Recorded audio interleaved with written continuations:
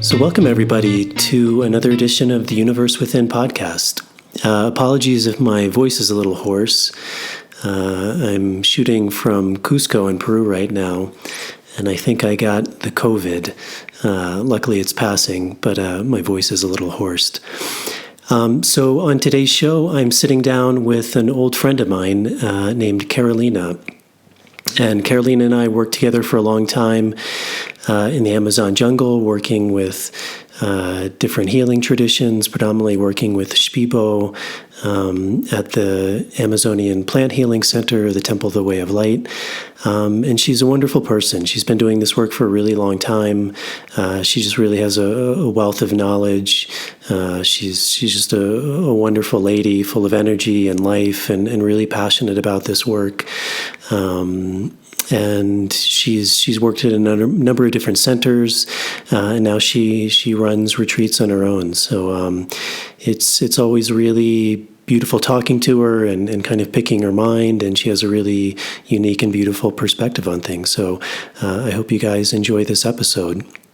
Like always, if you're listening on YouTube, if you can hit the subscribe button, that would be a big help. And if you're listening to this just with the audio version on Apple or one of the other platforms, if you could also hit subscribe. And with Apple, if you could leave a starred rating and a short review, that would be a really big help. All right, guys, I hope you enjoy this.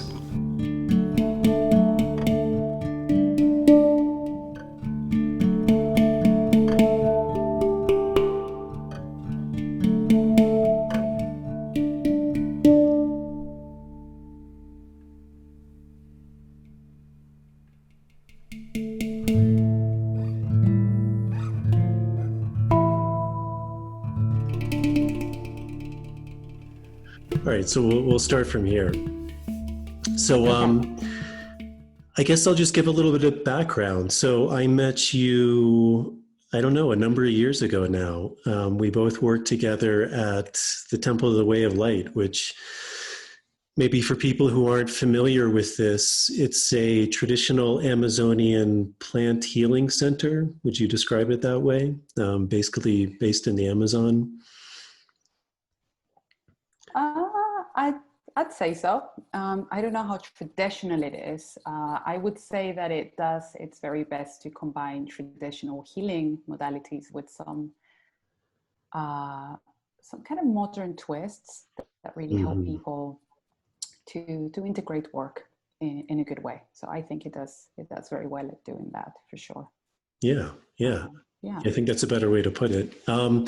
So we worked together, I don't know, maybe like 2 years. And essentially what we did together is we facilitated what we would call ceremonies. But again, for people who aren't familiar with this work, essentially, like all over the world, there's traditional healing systems, kind of holistic healing systems. And a lot of the doctors in the Amazon look at illness as a type of imbalance. And a lot of these imbalances are physical, mental, emotional, and even spiritual. And so a lot of the work they do are in ceremonies where actually people sit together in a group and the doctor, the curandero, or the shaman actually works on people. And they use a lot of plants, but one of the main plants they use is something called ayahuasca. And so a lot of the ceremonies we facilitated together were ayahuasca ceremonies. And I always loved working with you. So it's really a pleasure to be able to talk to you. Hopefully no one else is listening so I don't get in trouble, but you're probably my favorite person to work with. So wow, that's an honor. Truly an honor. And I'm sure many people watching have actually worked with myself or with you or with us together. So I'm sure they'll be really happy to hear us talking too. So maybe just to start, could you maybe just tell a little bit about yourself, where you came from, how you got interested in plants, what your journey was that brought you to the Amazon in Peru and to where I met you and we started working together. Mm-hmm, of course. First of all, thank you for such a nice introduction. It's an honor hearing that I might be one of your favorites, although I suspect you say that to all your guests. you know, who knows? I think we actually worked together for 3 years, or close to 3 years. So I was born in Colombia and I grew up in London, and I've been interested in spirituality for as long as I can remember. And I had never used any drugs or any entheogens or any plant medicines. And I was going through training to become a turner, a whirling dervish. And someone from my past messaged me and said, hey, I've been doing some work with some plants. And this plant is called ayahuasca, it's called jahe. This person's Colombian. And he said, this thing is your thing. And I said, no, I don't do drugs. There's no way I'm going to do that. And, you know, he planted the seed in my mind. And through the process of becoming a turner, I started doing a lot of soul searching. And I came across some Andean Latin music on YouTube. And I was just crying. You know, I felt this call to my roots to be Latin American. And it's a call that was very alien to me because as someone who grew up in London in a very particular way, I'd really had lost touch with that part of who I was. And so I felt this really strong yearning, and I, to cut a longer story a little bit shorter, I ended up in Colombia. I fell in love with a really great guy who's now a great friend who has a small medicine community in Colombia. And I started training in the Colombian tradition, which is a little bit different to the Shipibo tradition, which I won't get into now.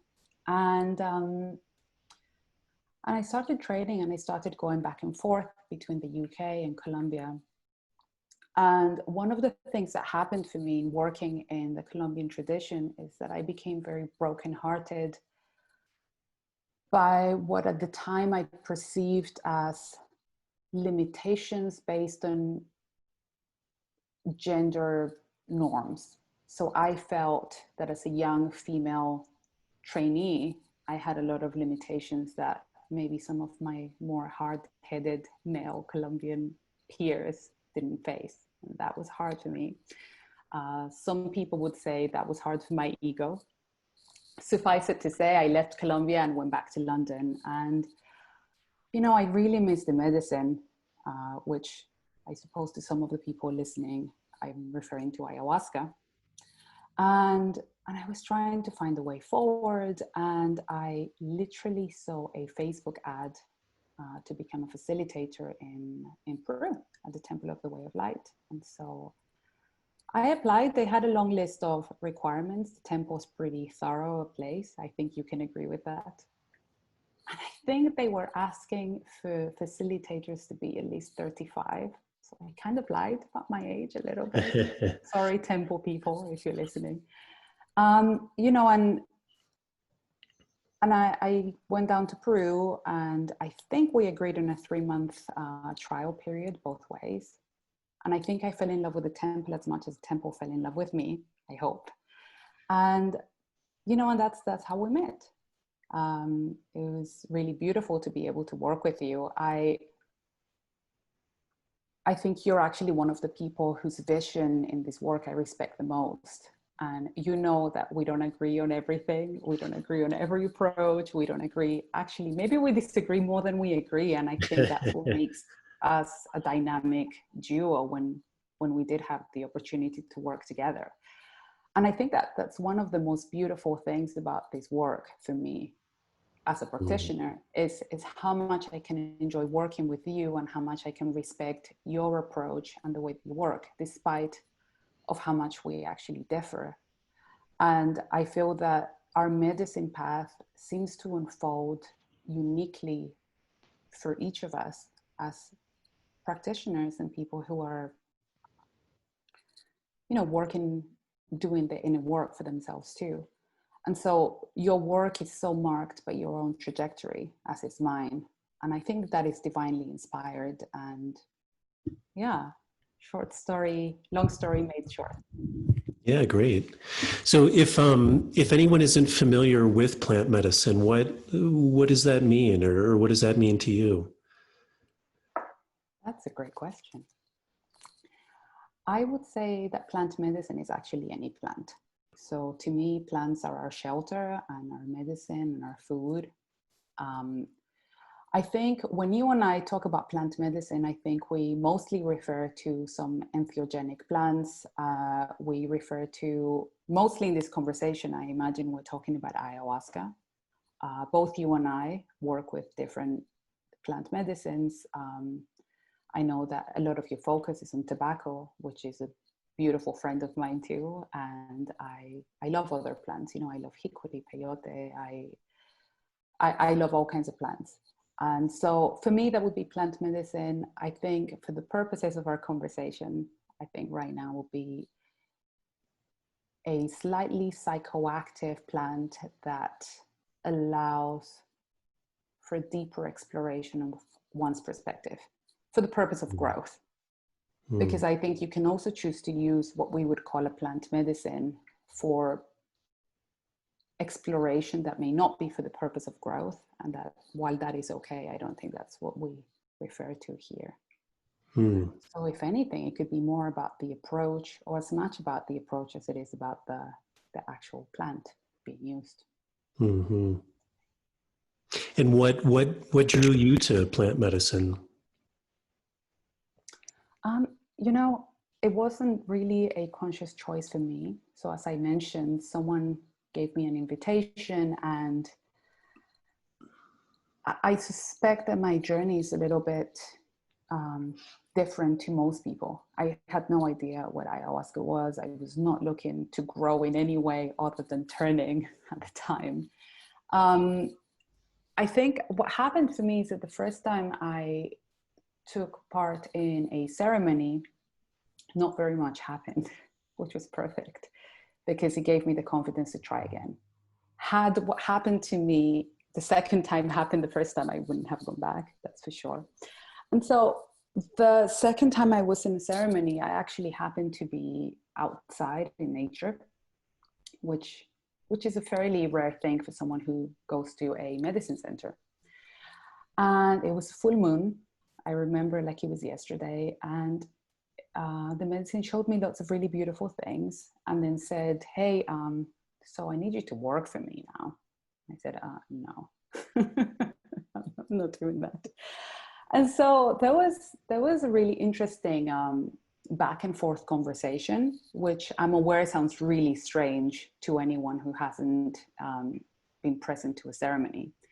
So I don't try to push my view of what a ceremony is like, but my perception of this experience is that I was speaking to an intelligence. And it seemed like we'd been friends for a long time. And this intelligence basically said to me, this was a Colombian tradition ceremony. This intelligence said to me, you are Colombian, you're actually of that land. I am Colombian and I am of that land. And you've been learning some things that kind of are scattered everywhere. They need some focusing. And I need people who are committed to working, and you're a committed kind of person. So, you know, I need you to work for me. And so, so I felt fairly aggressively headhunted, I have to say, and it took some convincing. And eventually we kind of made a deal that I would just do the very best that I could every single day with what I had, and the medicine would take care of me. And we've had some revisions to our agreement along the way. This was probably close to 10 years ago now, and we're still on some form of agreement. And it's been really beautiful. That is how I ended up working with medicine. Mm-hmm. So, like, why do you keep coming back to it? Has it changed something in you? Has it taught you something? Has it deepened something in you? Mm-hmm. I believe that this sounds really religious almost, which I try not to be. But I believe that plant medicine entirely changed the trajectory of my life for the better. That doesn't mean that it's always been comfortable. Quite the opposite might be true. It really challenged my idea of what personal growth was. So at the time that I that I started working with medicine, I had an idea of personal growth that would be classified as spiritual bypassing, is what most people would classify it as. So I'd spend hours meditating, and I was one of those really annoying vegans, you know, the really preachy ones. And I had this huge hemp backpack, and I used to carry Tupperware full of like nuts and seeds. And I was just mostly just preaching with this backpack. And I used to do a lot of breath work at the time, and I would run a breath work group, and I need like 3 days to recover. And, you know, I was so sensitive and so empathetic, and I was such an empath, and everything was so hard. And, you know, I started working with medicine, and what medicine really did for me was that I need to backtrack a little, actually. I realized that a lot of this desire to bypass spiritually came from a discomfort with being human. And I had been very depressed, you know, in my teenage years, and I'd been very suicidal in my teenage years. And I think I moved on to working with bypassing type spirituality as a reaction to that. I was trying to give meaning to my life by escaping being human. And so what ayahuasca really did for me was to say, really in very simple terms, you are human, you are flesh and bone, you are of this earth. We have no idea where you come from. We have no idea where you're going. Be here now, work with people, just be present, be really human. And so it really changed my trajectory entirely. And I'm pleased to say that I really enjoy eating meat. That's really offensive to some people. You and I know how much I can love majas. And I feel that as a result of working with ayahuasca and with some of the other plant medicines that I'm really fond of, I became a more rounded human being. And to me, that means more flawed, actually. I've drunk medicine, ayahuasca and other plant medicines quite a few times, I'd say. And I find that instead of becoming more perfect or more polished, I actually become more human and more organic, almost more plant-like. I really like that. I think it's a good way to be, especially in these times of uncertainty.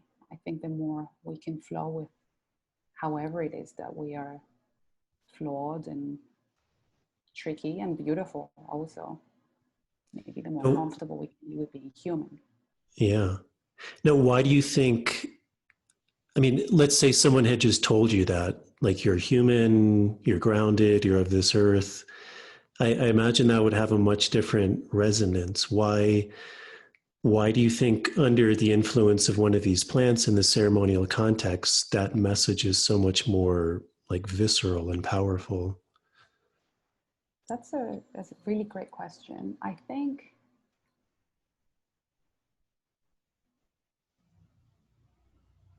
I don't know if you're familiar with the concept of a relational field.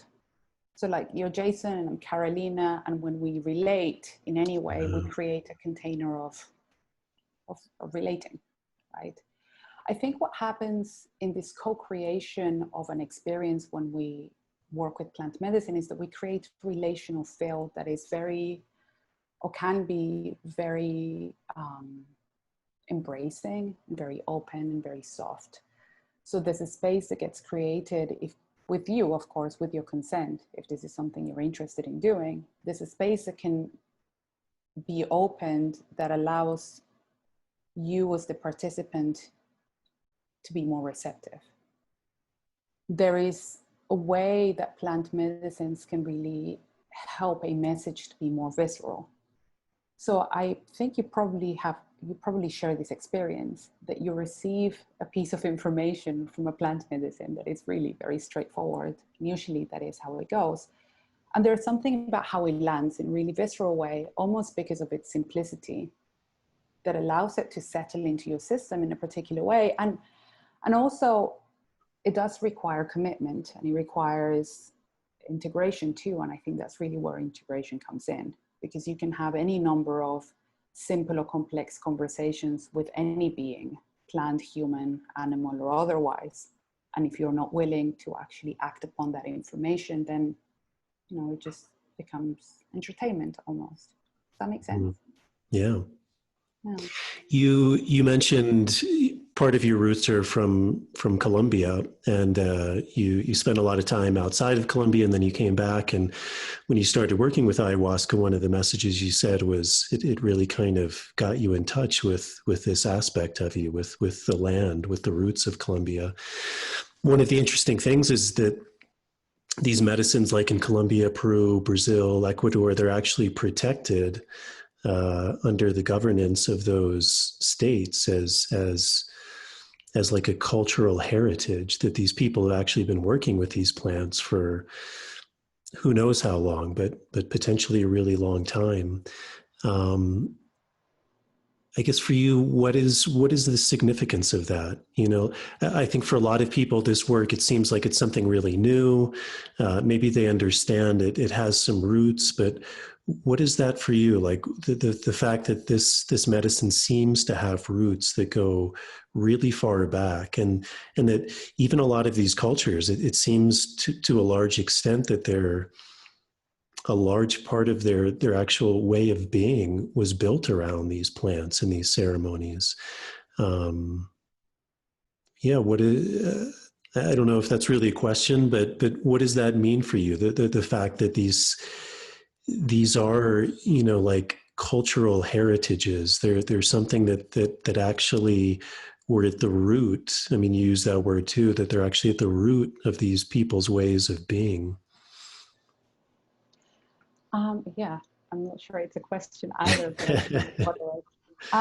So, you know, I'm a Latin person, I'm a Latin woman raised in the West with a background in social anthropology. And that, I think, puts me in a really interesting place to actually look at some of the complexities of plant medicine.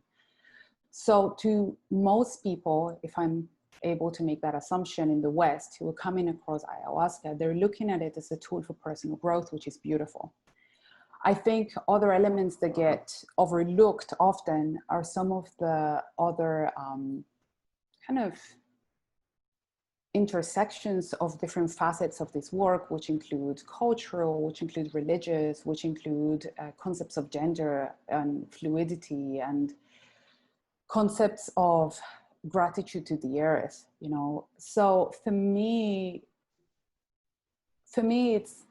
it's common sense. I'm not sure this is common sense to most people, but to my mind, it makes a lot of sense that there are plants all over the planet that are psychoactive and that are medicinal, and that there are shamanic traditions that use all kinds of plants everywhere. And I mean, we're talking about the Druids, we're talking about all kinds of plants, you know. It just so happens that ayahuasca appears to be somewhat in fashion right now. This is both beautiful and tragic. For a lot of reasons, but I think the cultural complexity of it is something that we can't really step back from.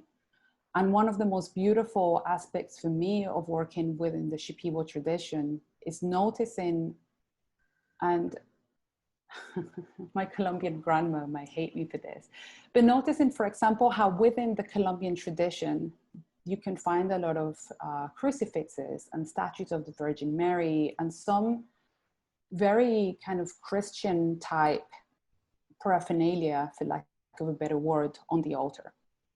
One of the things that I love about Shipibo people is that, as you know, you need your perfume and you need your pipe, and each of them fits in one pocket.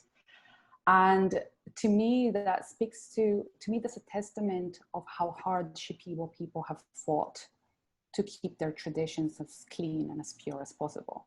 And I say that without any romanticism, because you know, we are a globalized world, and of course Shipibo people are not free from wanting to grow and change in particular socioeconomic desires, as most of us do. So I say it without any sense of putting them on a pedestal, but I am fully aware of the fact that there are many different traditions within the ayahuasca world, and there are neo approaches, and even within the same family, that there's fluidity to how these traditions work. So that there's both an aspect of how old these traditions are and also how new. And also that much like the sense of organic growth with the plants, there's also a sense of organic growth within indigenous communities and also Western practitioner communities. And there are many complex issues to deal with that. But I want to add that I was recently visiting some very dear friends who were Russian. And they were sharing with me that when people were really hungry and there was a lot of food scarcity, people were smoking tobacco. And this friend of mine really, really loves Mapacho, and he found out that they were smoking Nicotiana rustica. And they all knew that it came from South America, but there was something really beautiful for me in the way that at a time of great instability, this beautiful plant from really far away came to the rescue to help people be grounded and to help people feel satiated in a particular way, if not with food, then otherwise. So I think, you know, for those of us who are deeply immersed in this work, it really serves us to look at tradition. It serves us to look at cultural shifts as much as we can, because of course these are verbal, there's a kind of vocal traditions, you know, they're non-written by and large. And to also look in other places, to look at other medicines and to look at other people and other regions of the world, because I think we have more in common than not with other plant practitioners. Mm-hmm. So I don't know if that answers your non-question, but yeah. Why do you think all of these cultures all over the world had these relationships with plants? Like what's the thread that linked all that together, that they, I mean, because as you said, when you look over the world, it seems like the root of a lot of cultures is this plant work. So why do you think they held that in such high esteem? So I think most of us hold food in really high esteem. If we're lucky, we have fridges and pantries full of food. And if we're not as lucky, maybe not as much. The point that I'm trying to make is that we are actually more dependent on the plant world than we'd like to believe. So I believe that instead of it being a strange thing that these plants were held in high esteem, it's actually really strange that we no longer hold them in such high esteem and that most people don't know about them. Because actually we're here in this planet full of medicine of all kinds, and we're kind of trying to figure out how to work on certain problems. It's usually a really simple plant that will take care of it. I mean, take ginger. Ginger can do basically anything. And most people have ginger and have no idea. So easy to grow, right? So I think, you know, I think this might be a bit of a romantic view, but I think prior to industrialization, I think people had inevitably a deeper contact with the earth. It was just easier, you know, if we were agrarian, whatever, you know, we're growing food, we're closer to the land, it's easier to observe how animals behave when they eat a particular plant. It's easier to observe if someone ate a mushroom and didn't make it, you know. So I think it probably fostered more of a sense of exploration and reverence for the earth. I think take sitting by the fire, you know, you light a fire and people gather. I think the reverence for the earth is there. The problem is that currently we allow ourselves to be too distracted by some of our kind of 21st century comforts, and so we've forgotten. So I think it kind of works the other way around. Mm-hmm. I think a lot of people, again, especially if they haven't done this work, they can maybe wrap their head around this idea of, you know, taking ginger for this or taking basil for that, or I got sick and my grandmother made me this thing. But you mentioned some of these plants are psychoactive, and for a lot of people that may sound very strange. Like why would someone want to take something that's psychoactive, that activates my psyche? And yet so many of these plants that we see around the world that are considered sacred plants or master plants or teacher plants, they do that very thing. They're psychoactive. They activate our psyche. And I think, like you said, it's something that a lot of us have lost, and it's something I always find very fascinating because, you know, I think for a lot of people, we think that our psyche is in this kind of just one stage all the time, that it's never changing. And, you know, it's so fascinating because something so simple that we take for granted, like sleep. I mean, we spend a third of our lives in this extremely altered state of consciousness, and most of us don't even think about it. And yet, from this more kind of traditional or shamanic point of view, a lot of the work that they're talking about, they would also describe as dream work. And that a lot of these plants are putting us in that altered state.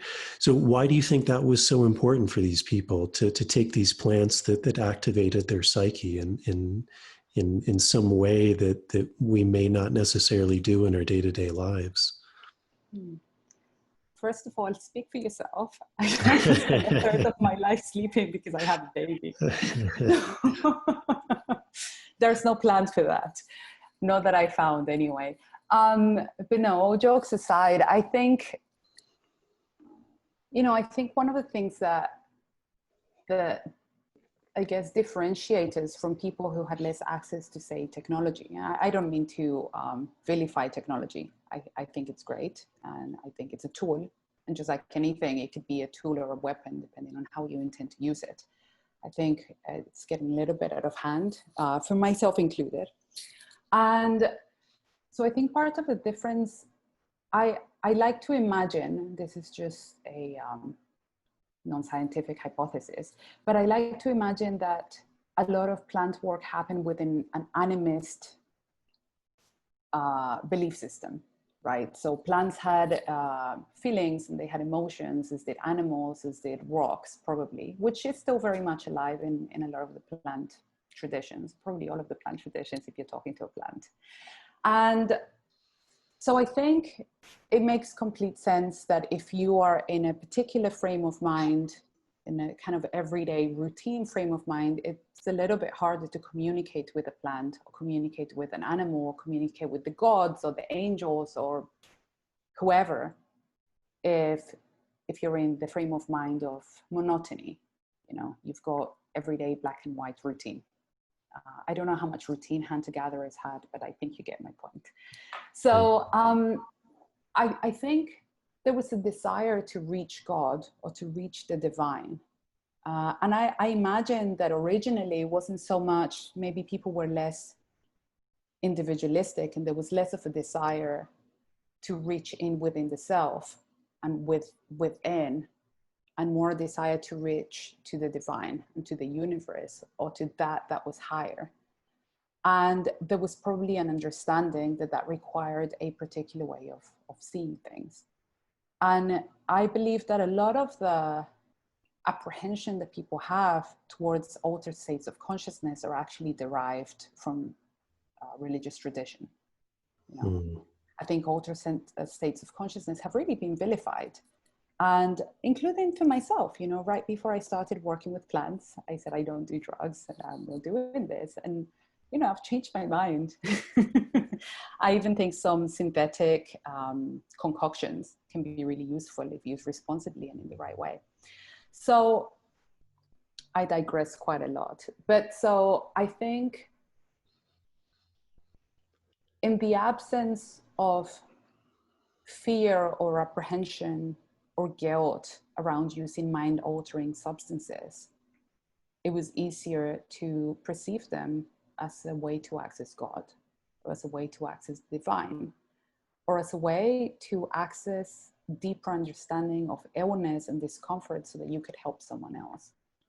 So I honestly believe that first and foremost, the desire to be in an altered state of consciousness came from a desire to help other people in the environment, and to connect to God and to connect to the divine. Mm-hmm.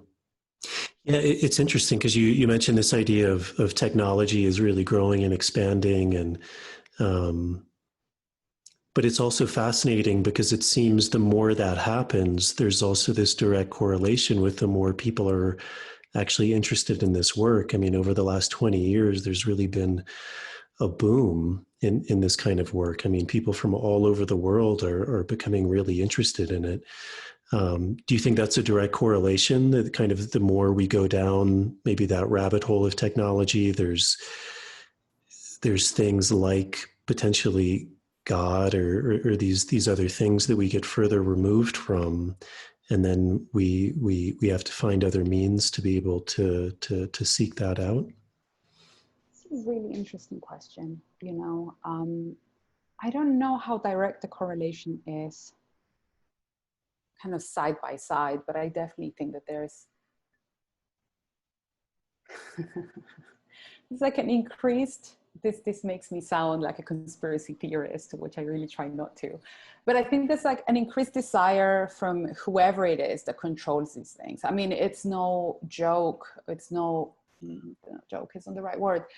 I mean, we all know that there are incredibly talented psychologists and engineers designing apps to be addictive. So we know that that's a fact. And so we know that different businesses and different whoever are competing for our attention at a faster and faster rate. I believe that the best currency that we have as human beings is our time and our attention, what we give our focus to. And since we're constantly bombarded with these things taking our time and our attention, I think we become weaker and weaker. And I think we know that on some level. And I think we're reaching out for help. And I believe the plants are reaching back. And, I've spent time in, for example, parts of California where some of the more Vedic paths are becoming really popular, for example. So it's not just medicine. I see an increase in people wearing and carrying crystals. I see an increase in people drinking smoothies. It's another form of plant medicine. They might not realize it, but for sure. So I think there's an increase and a correlation between our discomfort in feeling taken away from our own humanity or connection to divinity and looking for ways back to that divinity. And so it's a really interesting tug of war. And I think probably you and I'll speak for myself, would be interesting subjects in a case study because I love plant medicine and I also love my phone. And I have a very young child, and my phone has become honestly my only way of socializing for most of the day. And that creates for some really interesting situations, and so that's interesting. It's much like any other facet of humanity. I think what makes it interesting is just how we choose to navigate that, and how much awareness we have to, because I try not to punish myself for my own desire for technology. I do try to at least observe it and notice my own dysfunctions, to put it that way. And pandemic times are interesting times for those of us trying to work with plants. So I don't know if you know that, but I was actually meant to be in Peru at a retreat right now. And it's really interesting. I have 15 people waiting for me to figure out when we're going to Peru. And not anytime soon. Not anytime soon, right? And, there's a part of me that feels a little bit frustrated. I ran out of mapacho, and that was kind of odd. So my Russian friend, actually, I hope he reads this, he listens to this, was really generous with his stash. So now I have some mapacho on, at least, But it's been a really interesting thing for me to observe. So I've been working with plant medicine for nearly 10 years, and I've never taken a break longer than maybe 2 weeks. I've been constantly working with plant medicine, oftentimes, 3-4 times a week. And so then I had to take a break. I got pregnant, and then I had a baby, and the pandemic happened. And for me, it's been a really interesting period of integration. and actually of reassessing for me as both a patient and a practitioner where my priorities lie, and actually how much can I work with the plants in a way that I can integrate and is long lasting? Because I think that's a really important part of this work too. And it's been hugely challenging and really beautiful.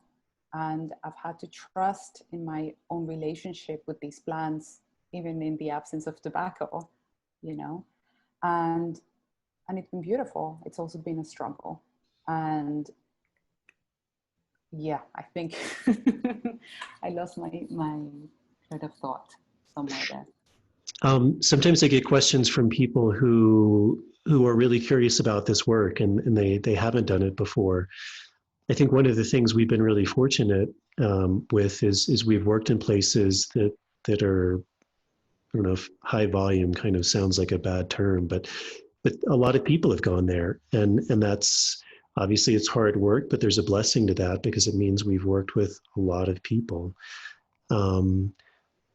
From all of your years working, what are some of the common archetypes? What are some of the common themes of people who come to work with plants? What are they looking for? Or what are they trying to heal or learn? Or what's your perception of why people are coming to this? I mean, for sure, we've worked with a lot of people. I think just you and I as a duo, we've probably worked with probably over 1,000 people, I'd say, over the years that we worked together. I mean, you know, and the beauty of that, I think for me, the beauty of that, it's more how much everybody has in common with each other than not. So I think you can agree with the fact that we've worked with people of all kinds of demographics. So we've worked with people who have had to save for years to go on a retreat. We've worked with people who are celebrities. We've worked with people who are considered royalty. We've worked with people of every age group over 18. Some so close to 18, you know. And so I think, you know, we could talk about the archetypes and, you know, that'd be great. We might never finish. But I think what I can say is that some people have a very rigid idea of what they're looking for. And some people have no idea what they're looking for. And some people are somewhere in between. And it seems to me that the people who are somewhere in between do better off than the people who have a rigid idea of what they're looking for. Mm-hmm. And so what's really interesting for me to notice is that sometimes people are so committed to their personal development that they want to take over a lot. You know, they want to take over of their process in a very particular way. And what I find is that, as you and I know, working with plants, it's more of a collaboration. So what I find is that if people are curious, which most people are, and open to being stretched mentally and emotionally in a particular way, that they get more out of this work. But I think by and large, we're looking at very young people looking for direction in life. We're looking at people who have gone through different transitions. So, you know, they've had a child, they're going through divorce, they're getting married, they don't know where they want to move to. Some of my favorite people to work with are people who are much older, retired, have never had any access to yoga, meditation, or psychoactives, and suddenly they take a deep dive and really get to look at their lives and observe from a place of love. And that's, I love those people. But I think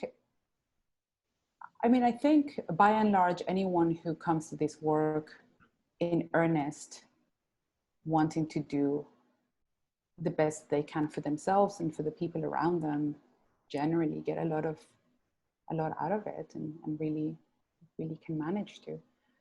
You know, I've also seen people, as I'm sure you have, try to use this work recreationally. I don't see anything wrong with recreational use of substances, but I think trying to use ayahuasca recreationally, it's not really the smartest thing. If for no other reason, the taste. as you know, is not the most pleasant. So if anyone watching this is wanting to have ayahuasca to have a great time, get ready for an interesting experience. But yeah. You have a Shipibo tela hanging on the wall behind you. I do. My husband put it up. This is actually my husband's office. I believe this was the gift, I think from Laura, maybe. Maestra Laura. So it's beautiful, isn't it? So within, do you want me to talk about this? Yeah, that'd be great. So this Shipibo pattern is called, the Shipibo patterns are called kene, and they are unique to the Shipibo tradition. And so the way that I understand how they work is that they're part of the vibration, the visual of the vibration of a particular plant. So that when a maestro or maestra or a curandero, curandera, whatever you want to call them, works with a particular plant, they learn the vibration and the patterning of that plant. It's also been explained to me that people have similar patterns, different layers of patterns. And it's one of the ways in which healers can help people to come back to balance by realigning messy, squiggly lines. So the other thing that I really like about telas, which I was sharing with a friend recently, is that when we go into the process of plant dieting in isolation, we might be tempted to take in a lot of stimulus, which has happened to me. I actually asked for permission to look at the news while on diet once. We were going through Brexit. It was a big deal. Maestra said, yes, I really regret that. Anyway, so I think crafting is also really, a really ancient way of connecting to the land and connecting to the self. And I believe that traditionally, actually, kene were made with ink, probably from the wheat plant. And so although embroidering is a little bit more of a modern twist, a more colorful twist, I think it's still not just a representation of the particular plant. You know, Western people, I've noticed, are really, really, really attached to knowing the exact plant that the exact pattern is for. I think it's really sweet. I think it kind of misses the point a little bit. I mean, ultimately, it is a representation of the culture. Ultimately, it's the representation of the energy that went into creating the piece and the amount of concentration that I took and the amount of creativity that I took. I think ultimately, any form of craft, even if it was mass, copied from one pattern to the other, it really is an imprint of the energy of the person who created it. And I think that speaks more to the value of a tela than it does about what the pattern means and whether it's a pattern that will help me find love or a job or it's a very Western way of seeing it. I will buy this if it brings me luck so I can get the right job. Mm-hmm. We're interesting, huh? Western people. What kind of advice would you give for people who are interested to come and work with some of these plants? What advice would I give people? I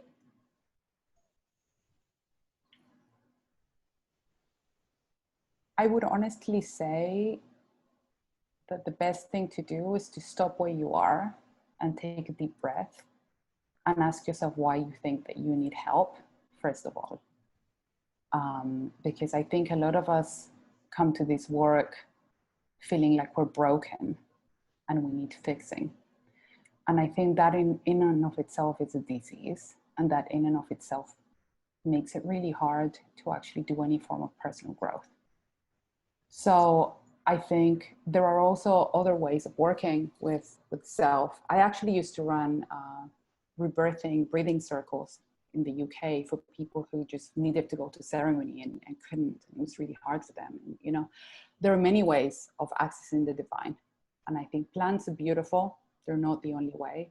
We do have issues with deforestation, and we have issues of potential extinction of these plants. you know. And I had an interesting process with the medicine where actually I realized that unless I did what I was told, or at least engaged in some form of actively engaging with the lessons, drinking was a waste. Drinking medicine was a waste for me because I've drank so much. It seemed almost selfish. So I think to really be sure that it's something you want to do. And I think if you're sure that it's something that you want to do, I think the second piece of advice that I could give is that it is a co-creative experience. And maybe you don't believe in God, and maybe you don't believe in plants as deities, and that's okay. But even if you look at it as drinking, partaking of any plant medicine for the purpose of growing requires a willingness for there to be a reciprocity of giving and receiving, of investigation, because the plants are not oracles. The plants just don't tell you what to do. They don't just fix you. They don't just make it better. You know, they like anything else are an intelligence that you can choose to engage with. And so I guess probably the last piece of advice that I would give that's related to that is just like you have any conversation with anyone, a smart person critically engages with any form of advice or information being given.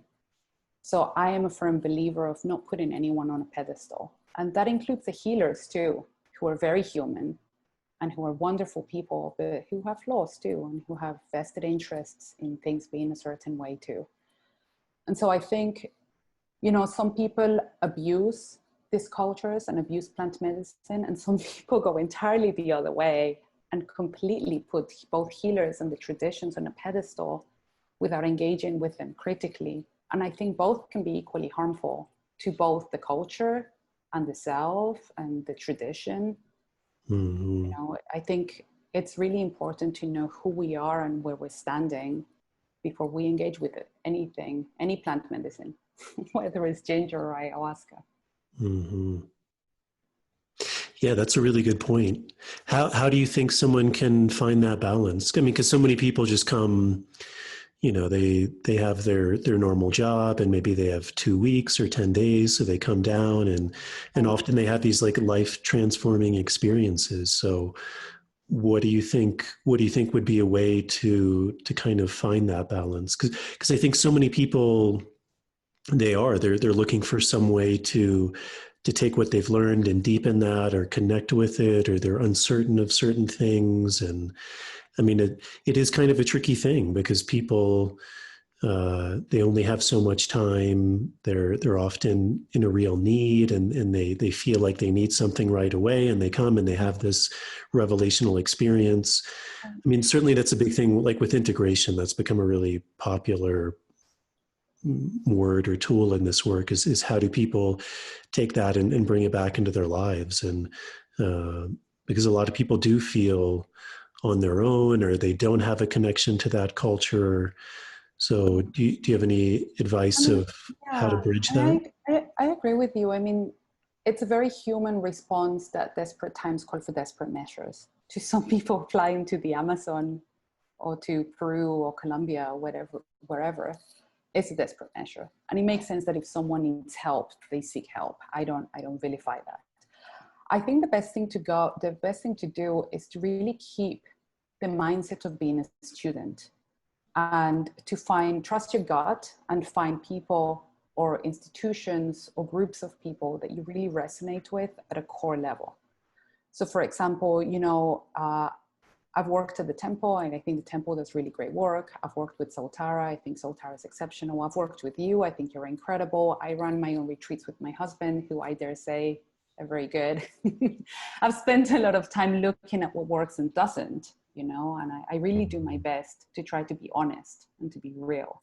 I do my best not to promise things, because it's not my job to promise things. And I think it may have been you that taught me this or shared this with me, which was the job of a facilitator is just to support and get out of the way. Ultimately, the work is between the plant and the person. So I think, you know, just like in every field, there are responsible practitioners. There are appalling practitioners. The ayahuasca field seems to be particularly attractive to people who don't have training to pretend that they do. Mm-hmm. No offense to those of you wearing feathers for fun. One of our maestra friends, Lila, actually said, if you're serious about this work, you don't have to look like you do this work. No one needs to know what you do by what you look like or the things you say outside of the space. They don't. They like high heels and makeup, so do I. So that's a really good point. I mean, because also from my experience, I mean, my main teacher, and I mean the best practitioners I've ever met, you would never know. No, certainly your teacher is amazing at being stealthy, for sure. It's awesome. I really appreciate there may be a certain like mischievous twinkle in their eye, but that's about it. Right. You never really know exactly what's going on. And I think that's one of the ways that you do know. I think it's if someone is advertising themselves as a master shaman, for sure, run the other way. You know, the other thing that I say is if you're working with someone in a Western country whose only source of income is medicine work, probably they're not the right person to work with. Because we're talking about a very expensive lifestyle. And when you are dependent on pasajeros or clients to work with in ceremony, you end up having to push people to work with plants when they're not ready, or you end up having to create a kind of dependence. So, you know, for lack of a better word. And I think for me, that's really important. So I think I'm digressing quite a bit. I don't remember your original question, but oh yeah.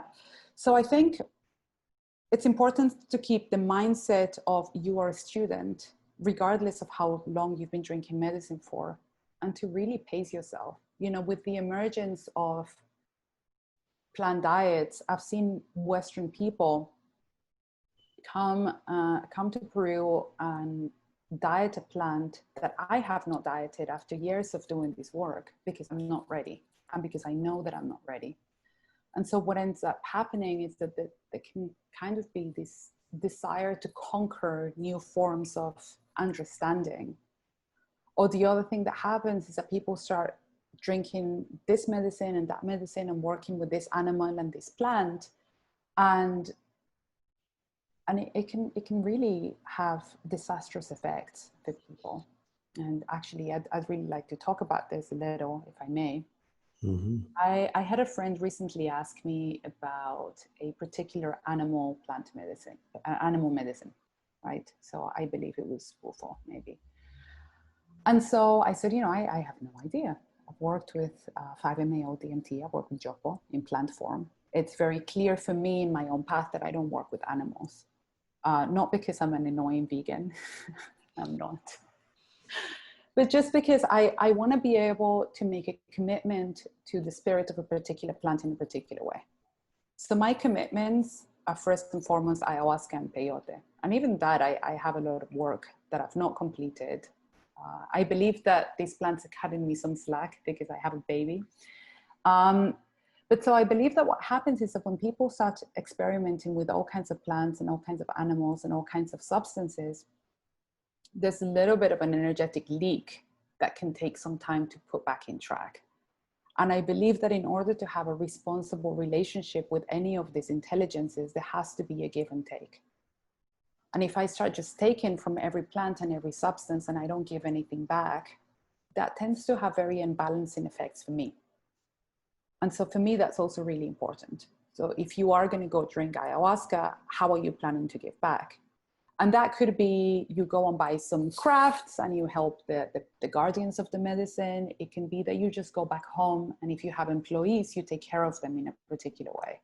It can mean anything, but I think what's important is that there has to be an understanding that energy needs to flow in order for it to really be effective. And I think that applies to any form of work. So stagnancy hurts.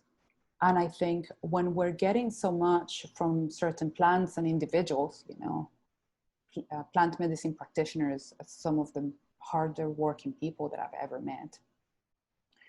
I think it is important to give back. And I think it is important to give back where it makes sense to you rather than where you think it should go back, if that makes any sense. Speaking of Colombia, there's these 3 tribes in the Sierra Nevada, the Kogi, the the Arawaku. Arawaku. Yeah. Yeah. And I met briefly one of the guys. He came to where I worked, and people would ask him all these questions like, I'm sick, or how do I heal this, or what do I do with this? And his answer was always the same. He's like, you forgot to pay. And obviously he's not talking about money, but it's this Right. idea that there's a payment for everything. And if you just keep taking and taking and taking and you're not giving back, that's where sickness arises, because there's an imbalance. You've created an imbalance. And the way to remedy that is to give back. Right. I have a dear friend who works in the peyote tradition that said, you give chocolate, you give tobacco, which is very common in the peyote tradition. And if you don't have anything, you give saliva, like you give of yourself. I think many people around the world have looked at me spitting on the ground thinking, what is this lady doing? But, but I think it's a really important skill to have, all jokes aside. My child's very young, she's 1. And since she's been very little, we've really been instilling in her the need to give back to the land. And, I go to a new country and I say hello, I say, hi, this is my name. This is where I come from. I mean you no harm. I'm here to do this. And I think that I'm really blessed in life, actually. I'm really grateful for what I have. And I think a lot of that comes from this knowing that everything that I have is borrowed. And I don't take it for granted that it could go away tomorrow. And I don't take it for granted that it's part of the flow of life. It comes and goes. And, I give tobacco to plants whenever I can. We have a birthday, we give tobacco. We have an anniversary, we give tobacco. In the absence of tobacco, we give chocolate or whatever it may be. We give a kind thought.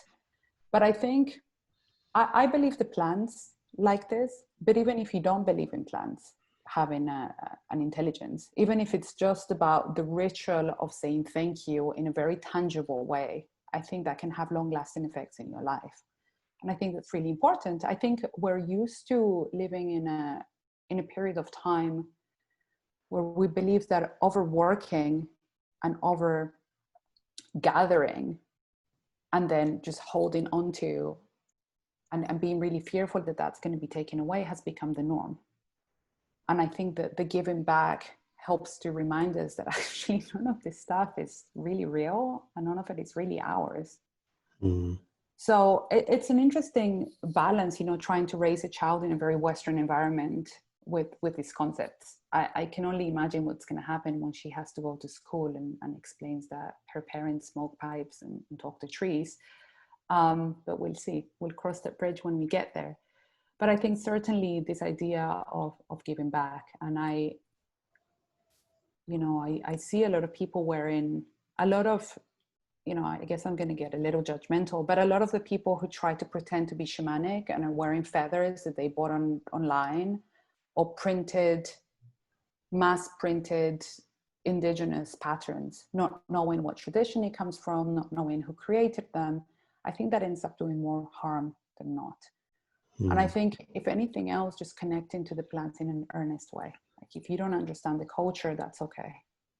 If you want to learn, if you don't pretend that you know. that doesn't usually work in your favor, not with the plants, not in my case anyway. I don't wear feathers anymore. Yeah, I mean, there's something about that aspect of giving, which for me, there's a real aspect of gratitude with that. And one of the things I've really seen with this work is there's 2 qualities that I really see in people when they've really connected to this work, to these plants, that really, there's just something in me that really feels that they've connected to that work. And those 2 qualities are gratitude and humility. Absolutely. And yeah, for me, there's something about that giving back, which is really just being grateful, that reciprocity of saying thank you, of acknowledging that I've been given something. And even just the act of being grateful is such a powerful tool.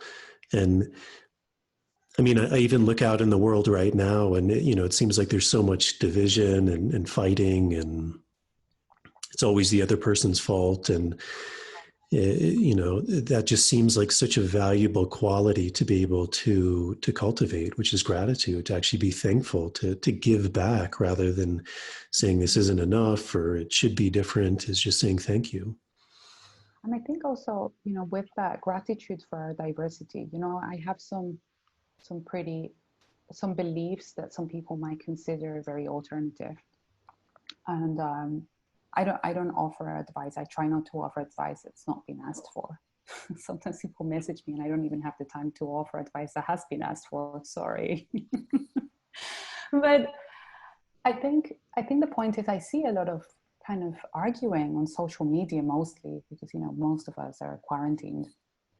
And it's really interesting. You know, we talked about how it's our differences that actually make us good at what we do. I believe that we are good at what we do. and I think that's really important, you know. Also, that humility of, I'm working on this, you know, I'm not good at this, but the working on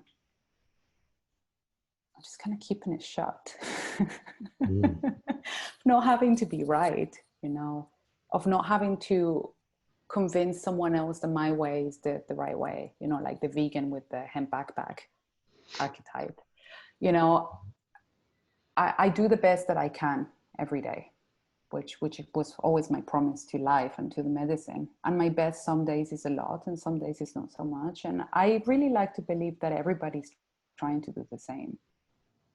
And I try to remember that in that gratitude and in that attempt at humility and in that attempt at giving back, is that I think we're all just doing the best we can in a really interesting time. Yeah. Interesting for sure. Beautiful. Well, I know we're probably getting short on time, but how has being a mother changed you? That's a huge step. Oh. Wow.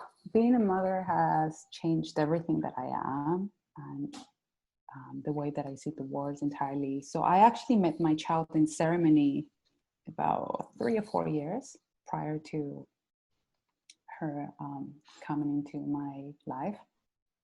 I know the exact moment of her conception. It's very interesting. We had some agreements, which makes my life really hard, because actually when I agreed to all of these things, I guess I have a thing with agreements. When I agreed to all of these things, I didn't realize how tricky it would translate into everyday life. And it's been beautiful. You know, I owe the plants, mostly ayahuasca and the Amazon, everything that I have, you know, my child, my husband, my career, if we can call it that, my interests, my friends, my family, my health.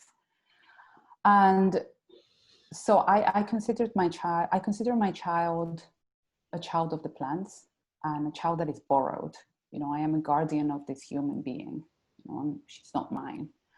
And I try to remember that. And that raises the stakes of who I am as a person. That raises the stakes of who I am as a practitioner of anything I do in life, actually. That raises the stakes of how I think and how I behave. She seems to perceive everything that I think, whether I say it or not. And so people talk about mirrors, and she's like a magnifying glass type mirror. And, you know, she's only one. And she calls me out on my own bullshit regularly. And it's fun and kind of tricky. You know, I have very high standards that I've set for myself in being a mother. And it's an interesting adventure. I haven't slept in a while. That's hard. But, you know, I used to say to people at around the time that you and I worked together, and I wasn't planning on having children back then. I used to say to people would say, oh, but you work so hard. And I would say, you know, I do it for our children, like not just mine, but yours. And even if you don't have any, I believe that any work that I do or anyone does can only benefit the generations that are coming. And my child is a very tangible reminder that we have to keep working. And at a period when a lot of us are in isolation, I think it's a really good reminder to know that we have to keep going. And I think you love being busy with your hands. You know, you like working with wood and you like crafting things. And I've always really admired that about you. And what really happens with having a child is that I have to wake up when she wakes up, whether I like it or not. And if she's hungry, she has to eat. And if she wants to play, I have to play. And she's the toughest boss I've ever had, but she's also been the best teacher that I've ever had. And I'm grateful. And I am beyond humbled and blessed to be able to be a mother. And yeah, I could talk about how amazing she is forever, but I could just keep going. Well, that's amazing. Well, thank you so much. Is there anything else you want to share or talk about? No, I think we're running short on time. I think, I'm really glad that you're doing this. I really respect your approach to this work, and I really enjoyed talking to you. It's great. I did want to share that I'm working on developing a Amazon-inspired plant skincare. Wow. So I'm working on that, and that's like super exciting because it's part of my integration, right? I had so much of my identity tied up in being a plant medicine practitioner. I was like, oh, how can I work with plants in a way that I like, in a way that is sustainable, in a way that can give back to the Amazon? And I like to wear makeup even in the jungle. So I'm working on that, and that's been really cool. So I don't have a website or anything like that, but I wanted to put it out there in case anyone's interested, and maybe you guys can reach out. I don't know what shape it's going to take. It's kind of a loving hobby right now, but I wanted to share that. And Well, that's amazing. Well, whenever it comes out, we'll put it up in the show links, and I'll share it as best as I can too. What I'll do, Jay, is that I'll send you a sample, and then we can blame your good looks on my skincare line, and I think that'd be great for me. I brought some mambe with me. I was going to eat it in honor of you.